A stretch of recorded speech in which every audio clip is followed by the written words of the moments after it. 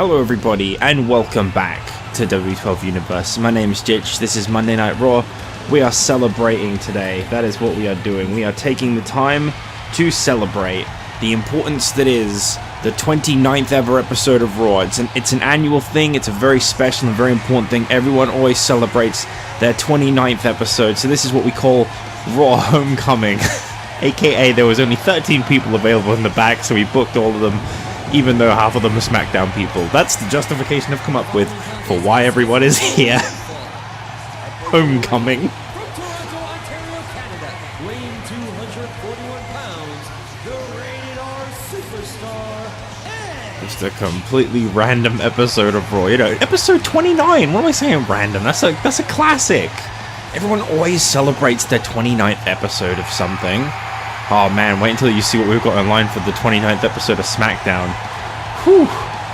And wait until... NXT will be cancelled before it hits episode 29. Just look at Superstars and ECW, they couldn't do it. Why does NXT think it's special? Anyway, I'm kicking things off with Raw.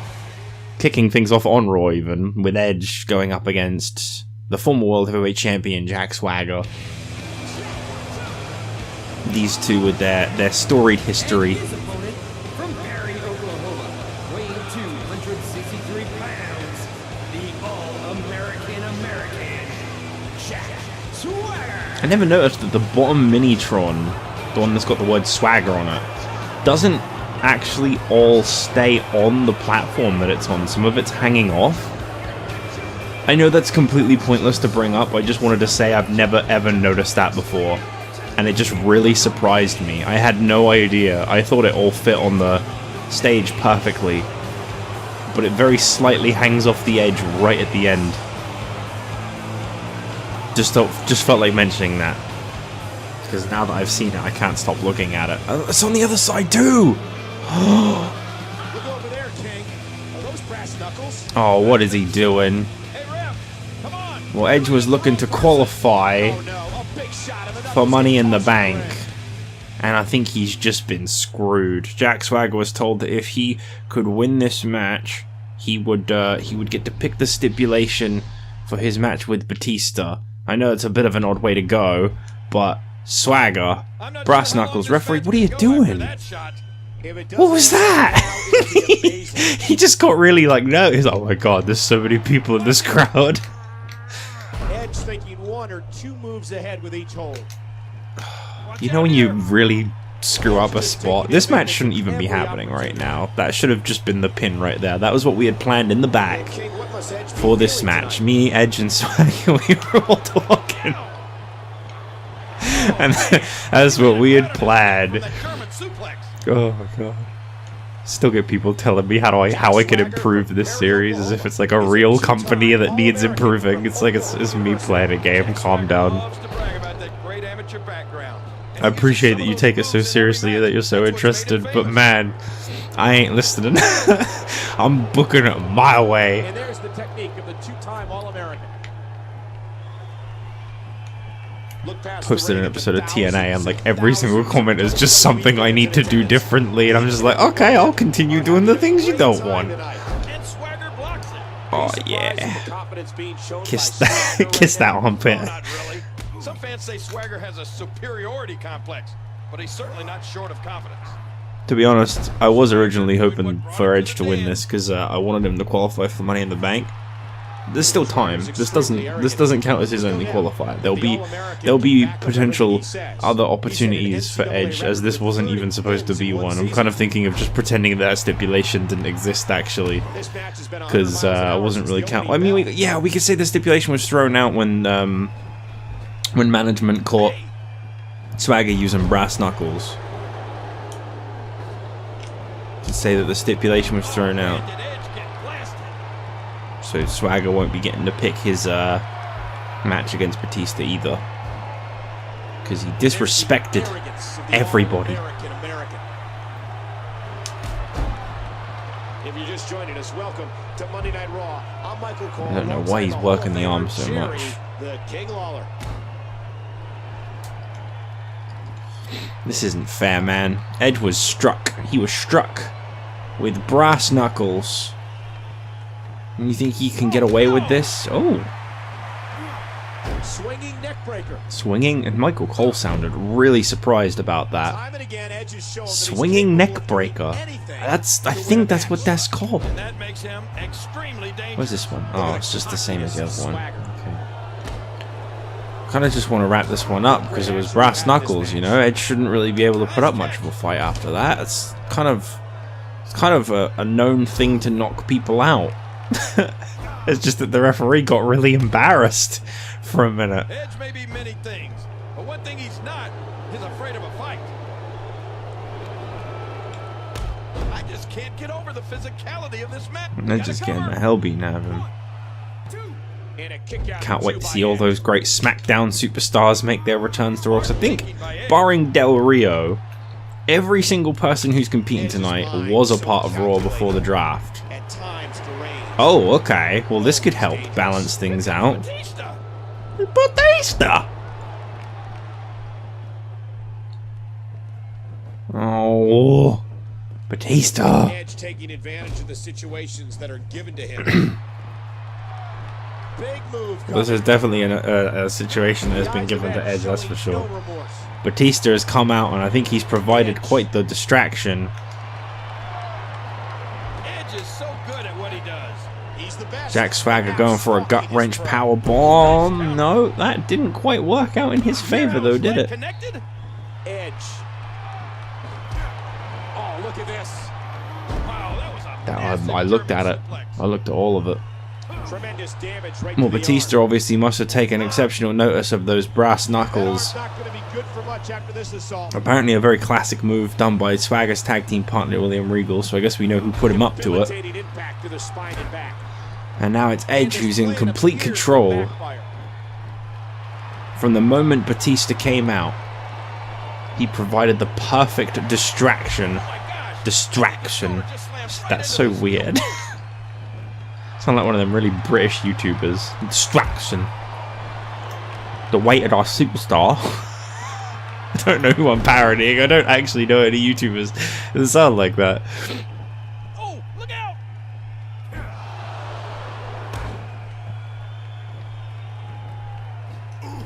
Ooh. Well, Batista's job here is done, apparently. He's decided to walk away. This has been a very weird night, I'll be honest. I think Batista's in a match later tonight. I know that we've got a very special one-off appearance from Ezekiel Jackson. See, we've got a new thing in the medicinal Edge. WWE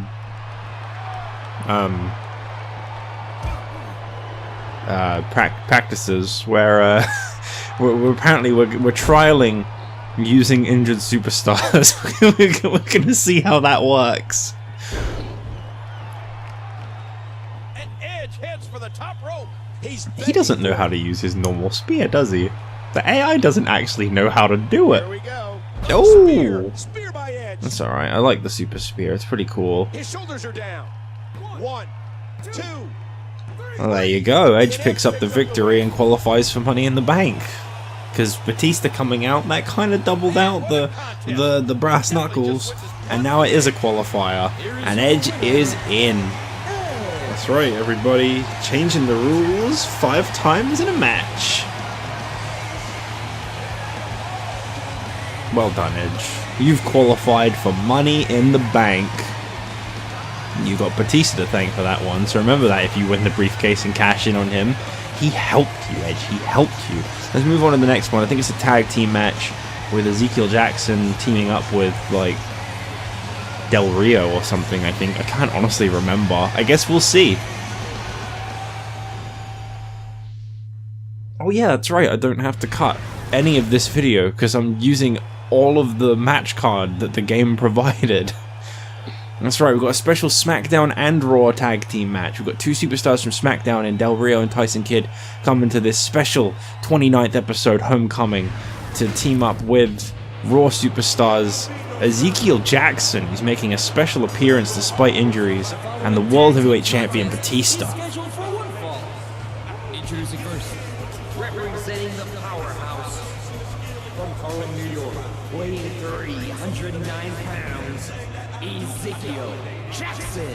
The Legacy are here to stay. They've made their presence felt. Come to think of it, I don't think anyone in the comment section gave a shit. I love getting told to do more story designer stuff, and then when you do it, you don't get like a thank you. You just get a bunch of people. I'm kidding, I'm joking. You just get more suggestions though. Actually, that one got more dislikes. Maybe I should stop doing story designer stuff. I get a lot of dislikes when I do those. What comments did that video get? I want Cody to challenge Regal. Oh yeah, hardcore title. Shit. Well, I'll have to be on NXT this week. We've got a weird episode of Raw this week. Mick Foley. Jeez, he got a lot of votes. Okay, well, I guess we're getting Mick Foley versus William Regal on NXT. That actually sounds kind of cool.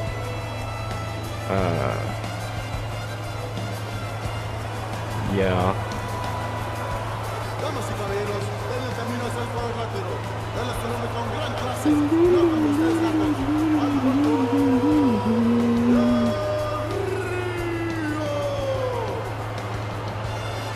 I don't know, man. I remember like a week ago I was getting a lot of people saying I should use story designer, and I used it, and like I got loads of dislikes. Maybe I shouldn't use it. I don't know. I get such mixed signals.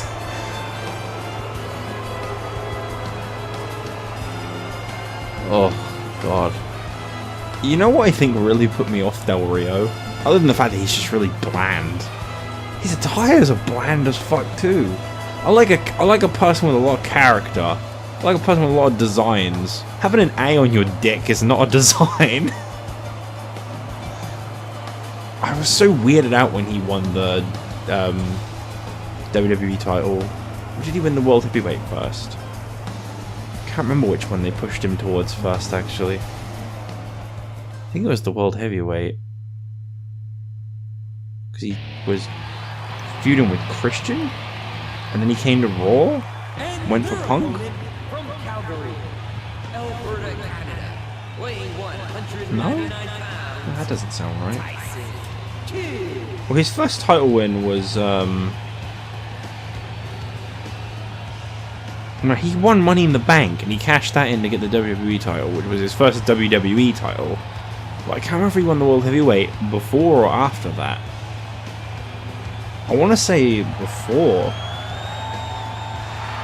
Because I think Christian's one more match thing was going on during the summer of Punk. I don't know, let's look up Del Rio. It's the first time anyone will have done that. Oh, I'm kidding. There's nothing wrong with Del Rio. I mean, I'm not a fan, but it sounds like he's a bit of a scumbag, but hey, yeah. Other than that. Batista!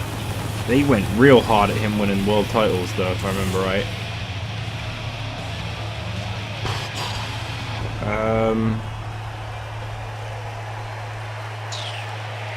He won like the Rumble within like his first year of being there, because he made his debut in a vignette on the 25th of June 2010, and then he won the Rumble in January. But he lost to Edge, yeah, that's right. Yeah, so he won the world title first, because he won that from Christian. Right? No, Del Rio lost to Christian. Then he went to Raw and won the WWE. So the WWE title was his first world title. But my god, they just bombarded him with a push from the get-go. But then apparently they wanted like a big Hispanic representation, and they just weren't going very hard at Ray anymore. I don't get it. I'm sorry, I don't get it. I'm gonna play these guys. I like them So more. it'll be Tyson Kidd out first for his team. Oh no. Massive Ezekiel Couldn't have sounded Jackson. more concerned. You know, Tyson Kidd looks lost without that little bit of hair on the front. I don't know why he got rid of it. Okay, what could Tyson He had a Kidd real be thing thinking? going there. Tyson Kidd likes to brag about being the last He's a graduate good from kid. the famous dungeon. Get it? Get it, guys? Because he's a kid.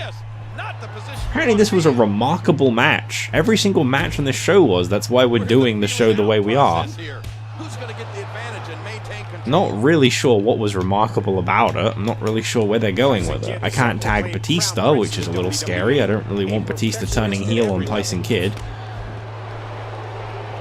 Oh, no, I can't. That was the reversal button. Yeah, I can't tag out.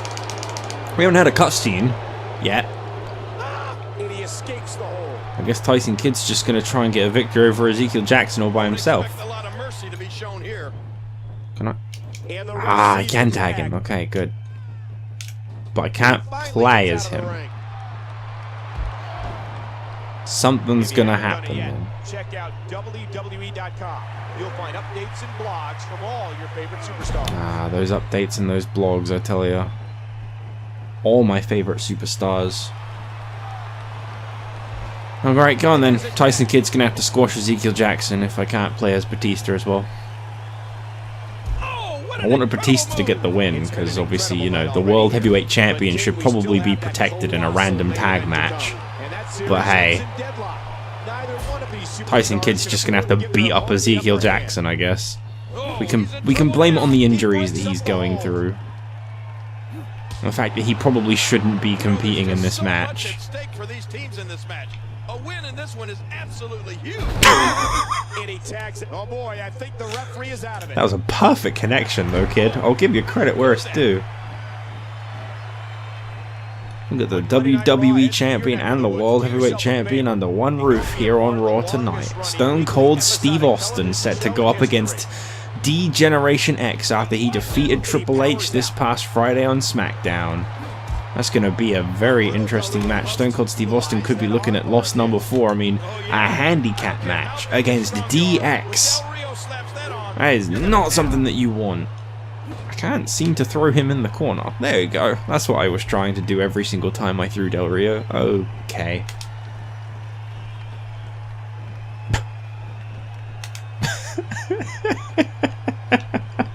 There's the tag. I will not give up my spot. Please don't let me down, Batista. I can't do that thing that's in like the newer games either, where I press the select, which is back on the 360, for those that don't know, and take control of him either. I'm only in control of Tyson Kidd, specifically. What a tag team match this has been. Has it? It's only just started. What do you know? You're a SmackDown interviewer. Do you know that Teddy Long's not in this game? Because I didn't know that.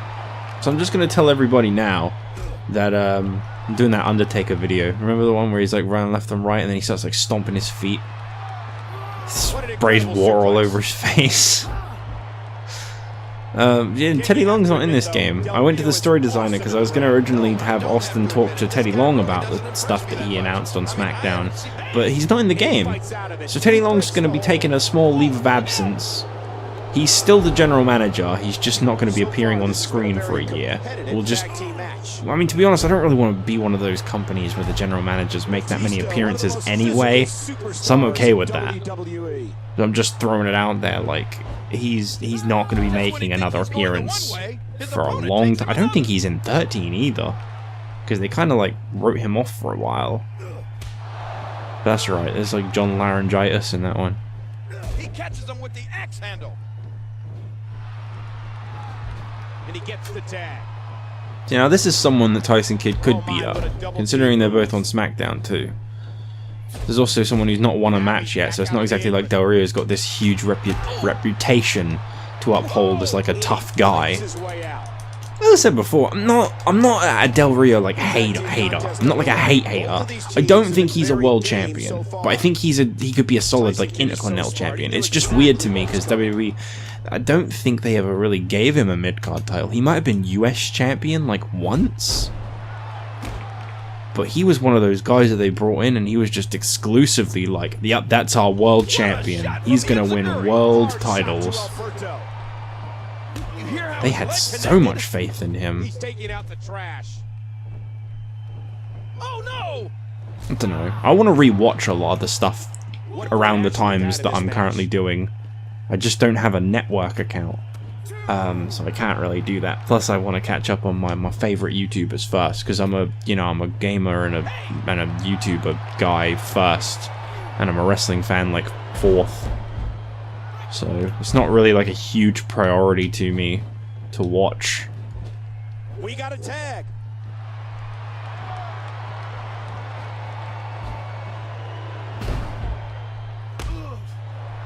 The solidarity, the teamwork of Tyson Kidd and Batista. This is truly a dream team. And I broke the pin. Didn't mean to do that. Uh-oh. Oh, shut up, Ref. I'm going. Directly delivered to the back. Look out! Oh, yes. That should do it. He's looking at it. Come on, get him. Batista's Yes. No, no, no, don't call for the tag. Batista bomb. The animal's gonna win it. What a wipeout. gosh. Oh, boy. Batista's not even going for the pin. What a dumbass. Like, yeah, I'll hit my finisher move and then I'll start beating him up some more. Uh-oh, look at this, King. Oh, man. That's one position you don't want to be in. In a few years, that'll be how Del Rio will set up one of his finishers. Just not at the moment. Oh, whipped into that barricade. I remember people saying that he had some good matches, so maybe I just wasn't a fan of the character and need to try and separate the fact that he's really bland and at least try to enjoy his matches.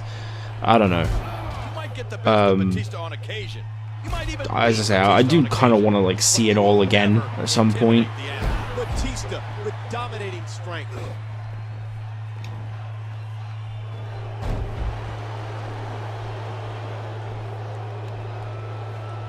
Telegraphed. Oh no! Just pin the guy, Batista. You trying to injure him? The multi-time world champion Batista loves to idiocy. Gotta love a good random Lawler scream. He thinks he has it. 1, 2, 3. Nope. Batista wins. Gotcha. Batista wins. Batista wins, Batista wins. So there you go, Tyson Kidd and Batista, they pick up a win in this random tag team match. What about this was a remarkable match? Why did it keep booking this? And Tyson Kidd. There was no cutscene. Hang on, can I just... There was nothing. Nothing. There was no cutscene or anything. Oh, screw you.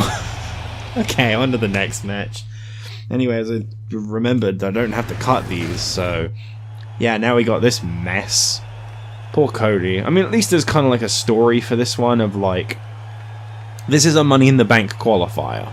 Because the US and the Intercontinental Champions, they can compete in the Money in the Bank ladder match. There's nothing wrong with that.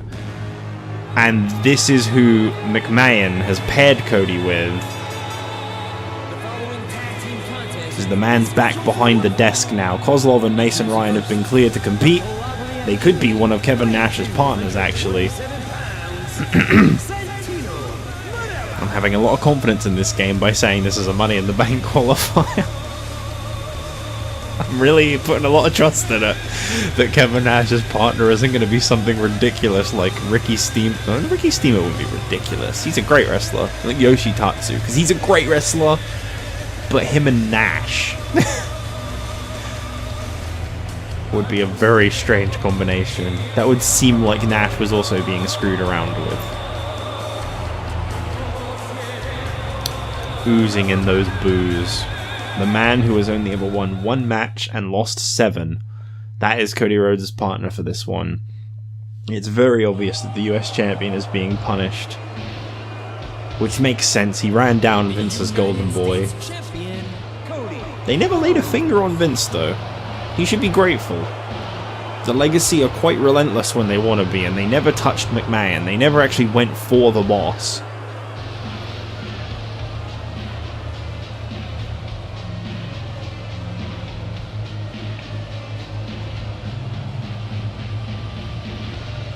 Cody Rhodes has apparently been medically cleared to remove that mask for at least a few weeks now, and he's kept it on because he says he's horrendous underneath it. I really don't know what this is all about. I haven't got a clue.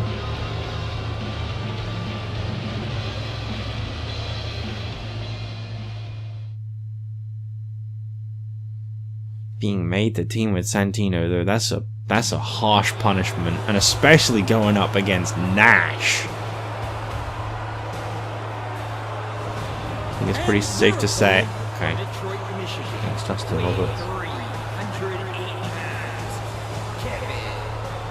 I think it's pretty safe to say that McMahon doesn't want Cody Rhodes qualifying for the Money in the Bank ladder match. But at least he didn't make it a handicap, I guess. Got to fill those spots somehow, though.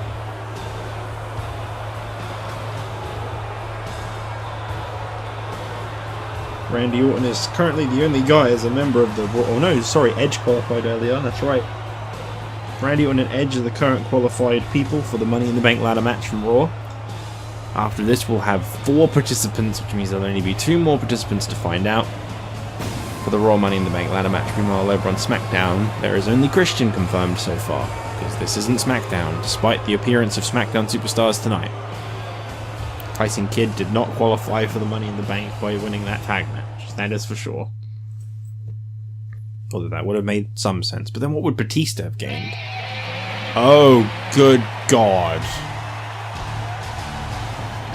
From Minneapolis, Minnesota, weight 295 pounds, McMahon really stacked the deck against Cody Rhodes in this one. Not only did he align him with Santino as a punishment, but he put him up against the combination of Nash and Lesnar. I don't even think these two get along, though. This might have been a mistake.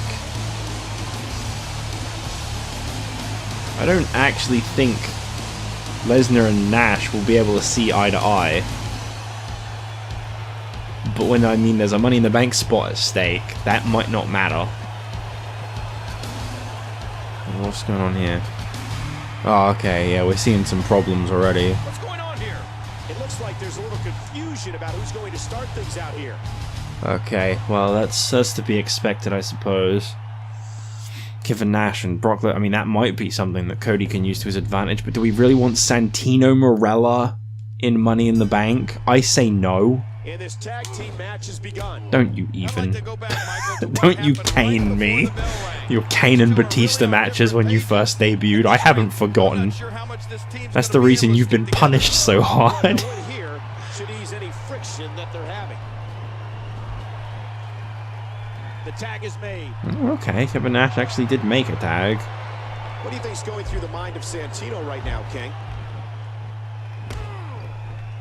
Okay, well, this isn't really Kevin Nash's spot now. He's supposed to have tagged out.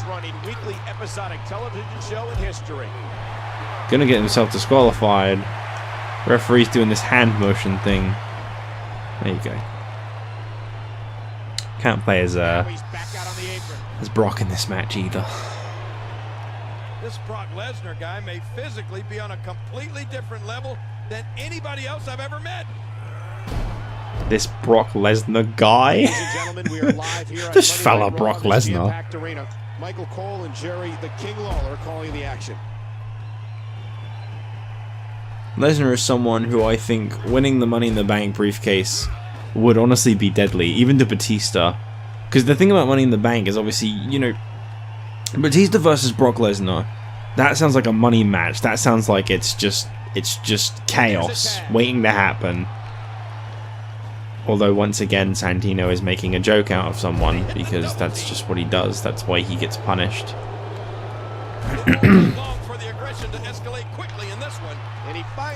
But Brock Lesnar with a guaranteed title match whenever the hell he wants it, like that's a whole other level of deadly.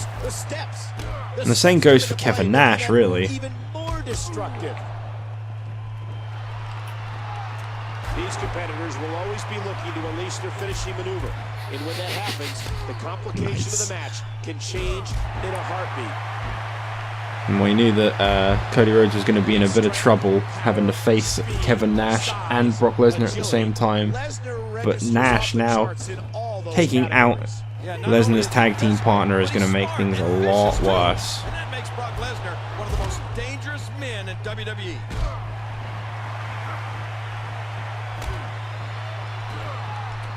He's in a world of trouble. Much more of this, and I doubt he'll be able to continue. Oh, he's already hurt. Jesus. Okay, credit where due. He's definitely been weakened quite a bit then. His loss of momentum is definitely starting to take place because he's barely been touched.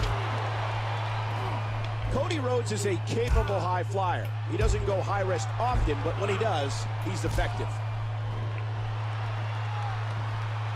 Yeah, but Nash almost just decided to wrestle his own match.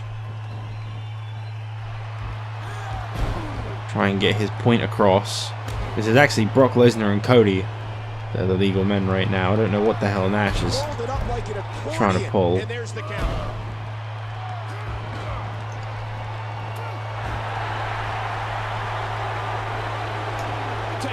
Those shoes, man. Nash has got some weird shoes. He told his mom he wanted a dog for Christmas, and she said no, you'll have turkey like everybody. Well, okay, now that he feels he's done enough damage, it looks like Nash has decided to pay attention to the match inside the If ring. you missed any of the matches from this week, go to WWE.com and catch up on all the action. The question is Brock Lesnar going to be able to tag out? Cody Rhodes is doing pretty well for himself.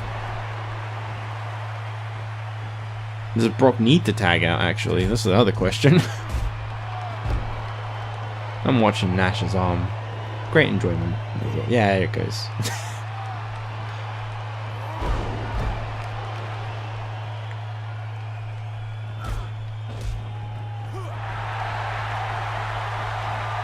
Brock Lesnar looks like he could eat Cody Rhodes alive if he wanted to.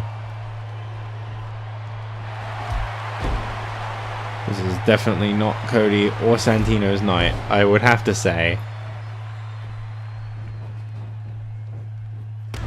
I'm just not surprised that Nash and Lesnar aren't cooperating. The thing is, they work together tonight. They both qualify for Money in the Bank, and then they can beat the hell out of each other in that six-man ladder match.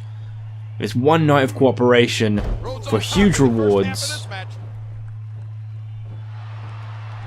Cody Rhodes is a serious mean streak in it. One you don't want to mess with. These competitors trying to keep their wits about them. Well, that was quick.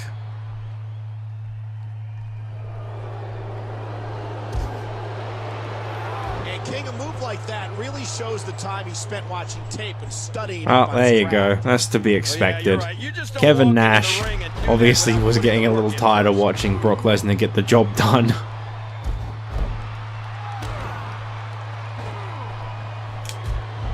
Jesus. You gotta love playing as a big guy sometimes. It's such a different vibe. This has been a war. Oh, what a shot. Once again, momentum has changed. The damage has definitely been done. I think the team of Santino and Cody are pretty screwed. I don't know though, he's really stalling for a reason though. Cody Rhodes executed that move perfectly. And that one hurt his hand. And Rhodes caught that one. He thinks he has it. 1, 2. He's seen enough. Wow. Here he comes. Nash wins. Lesnar did not have Nash's back, but he didn't need to because Santino is such a damn clown that he couldn't even get a few inches into the ring to break the pin up.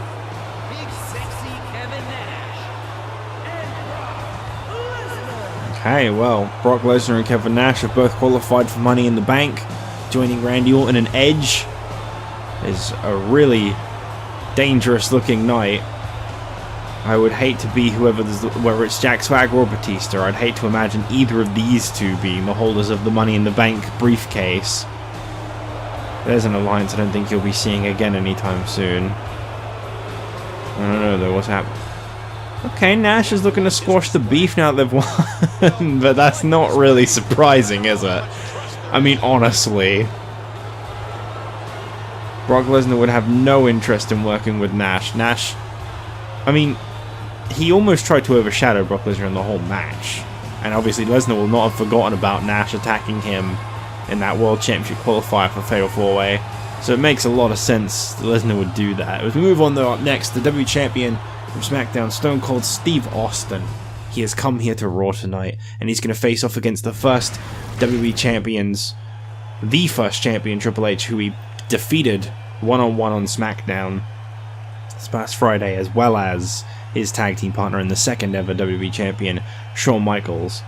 This is a really, really, really difficult looking obstacle for Stone Cold Steve Austin to overcome. I'm not sure how he plans on doing it, but it would be a monumental victory for Austin, to say the least. I mean, it would really continue to cement his legacy as one of the best of all time. As it currently stands, I think Austin has the best win-loss ratio across the whole business. 3 losses, about 13 wins.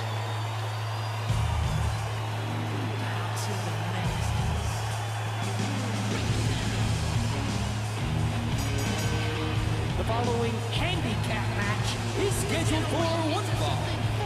Approaching the ring, the game, Triple H! And the Heartbreak Kid, Shawn Michaels. Well, Friday on SmackDown, Triple H insisted after losing the Stone Cold Steve Austin, he got that little bit closer to the WWE Championship again, and he liked it. He felt more alive than he has since coming to SmackDown. He was right in the main event where he belongs. He wants that championship back, and he's hoping to get an opportunity again at Money in the Bank. Obviously, the former champion John Cena is not due a rematch because he never successfully defended the WWE Championship. Now, whether Stone Cold Steve Austin decides to give him one or not is another story.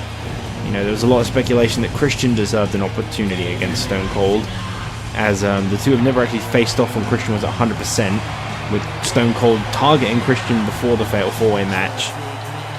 But Christian is in the Money in the Bank ladder match, so that's out of the question.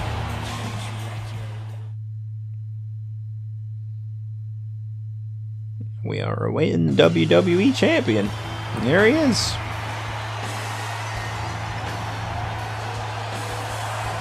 Okay. Oh no, I've got a bad feeling about this. I think I know what he's about to do, but I don't know who it's gonna be. I'm scared, guys. It could be Primo. Oh. my gosh. What the hell? What? What are you doing?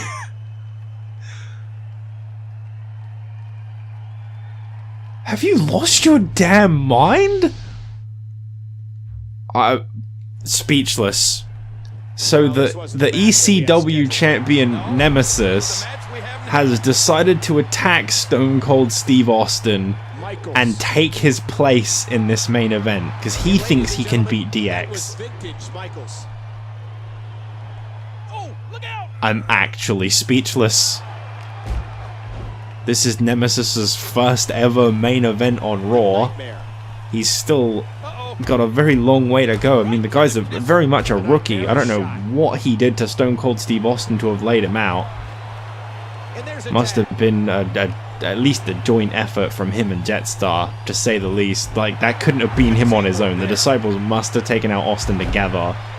But why on earth would you sign up to fight DX 1-on-2? Executed that move to perfection.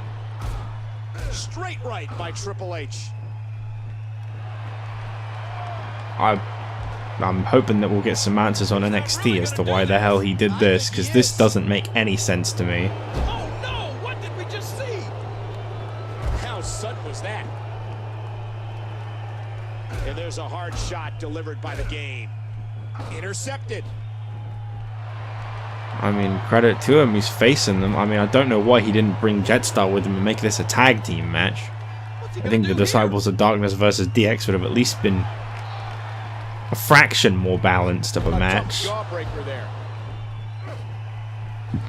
To sign up to face two former WWE champions on your own is suicide, quite frankly. You hear how his leg connected? I can't wrap my head around why he would have done this. Triple H just teed off. Oh man, brought down hard on the concrete. Like a dart, he crashes right into those steps. Okay. Back and forth between these two. I'm surprised Nemesis has managed to get much any offense in on Triple H, but then he seems to have been riding a bit of a high coming out here. That was a very confident stride down to the ring. He got turned inside out. This is not the match that Triple H wanted, but I guess it's the match that he's got. Perhaps this is Nemesis trying to say that he deserves a spot in Money in the Bank.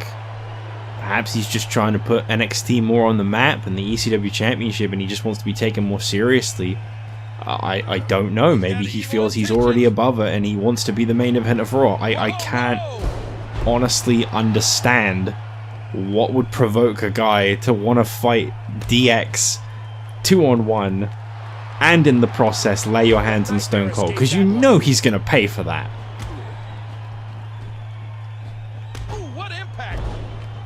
I thought when the cutscene was going to play, I thought Austin was going to come out with a partner to even the odds. That's what I was expecting. This is just about the last thing I ever had in mind. And of course, as it should go without saying, I had nothing to do with this. I don't know why this is happening. I'm respecting the Nemesis rule of not playing his match. I don't particularly want him to beat DX 2-on-1. I'm kind of hoping this is something people can get behind, of course. But not him beating DX, but him pushing himself, basically. Because, I mean, forcing yourself into the main event of Raw, that's one way to give yourself a push. I think he's done. Well, tough break, but he was outnumbered. That was 2-on-1. He got a fair few moves in on Triple H, I'll give him that. I mean, there's them beating Nemesis up, and in this replay here, you'll see that, yeah, see, he got some moves in. Wasn't completely overwhelmed. I mean, okay, he got reversed at the end of that clip. Triple H here was very much in control for a majority of this, but I mean, look at the size of Nemesis. He's a very fresh face still. Made his debut back in January. It's only just turned June, I think, July even. Here are your winners, Shawn Michaels and Triple H. Generation X. Well, DX, they are victorious. They picked up the win in this special guest appearance here on Raw. Nemesis bit off a lot more than he could chew, but I think he may have made the statement he was aiming for. I think he knew he was walking into practical suicide tonight, and I think he was more about making a statement, putting his name on the map, and here comes the Misfits! What the hell is going on? The WWE Tag Team Champions, I think, just picked who they want to have come for their titles. And again, I think they're biting off more than they could chew. You guys, Survivor Series is in November, alright? We don't need all this cross-brand feuding right now. Seriously. Okay. Whatever. Wow. What a show. Honestly. That may go down in history as one of the best for all the wrong reasons. That was very odd. Alex Riley's tennis back in the... He was face? He shouldn't have been. Okay. Edge and Swagger. So, hang on, look at the mid-card first. Lesnar is now the #1 for the US. That makes sense, I think.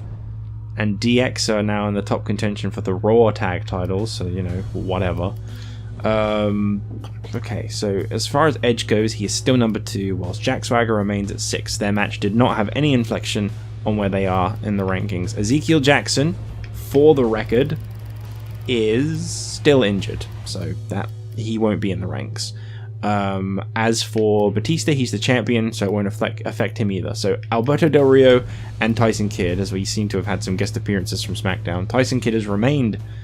No, he's gone up from #4 to #3 for the Intercontinental title.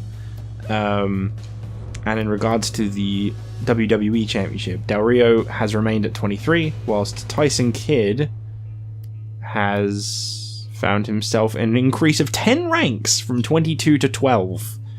So, well done to him, I guess. Santino Marella and Cody Rhodes, Brock Lesnar, Kevin Nash, that's Raw. So obviously you wouldn't see anything there other than the Lesnar change. Kevin Nash has found himself at number 1 with that victory. I'm not really sure how that got him number 1, but whatever. Brock Lesnar remained number 4.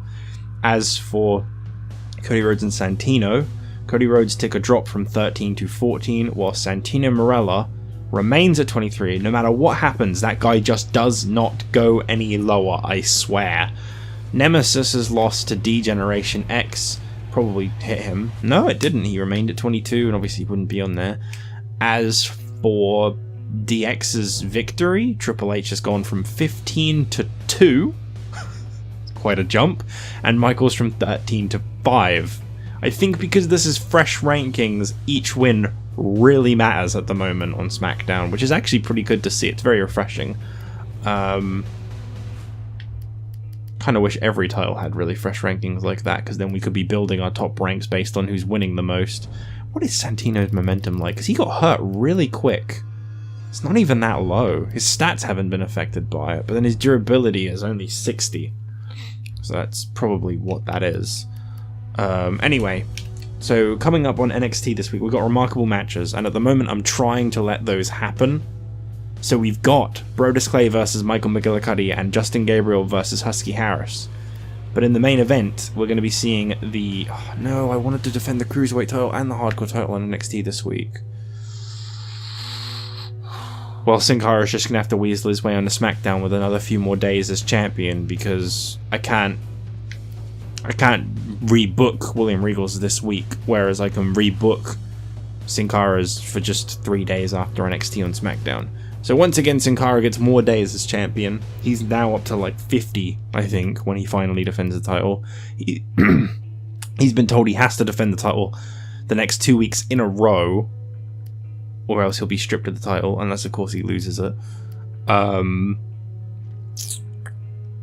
So William Regal will be defending the Hardcore Championship in the main event of NXT this week against your vote of Mick Foley. So William Regal, Mick Foley in an Extreme Rules match is the main event of NXT this week, but you can also look forward to Brodus Clay and Michael McGillicuddy from Raw, and Justin Gabriel and Husky Harris in a rematch from last week's NXT from SmackDown, after Husky Harris got his first ever win over Justin Gabriel.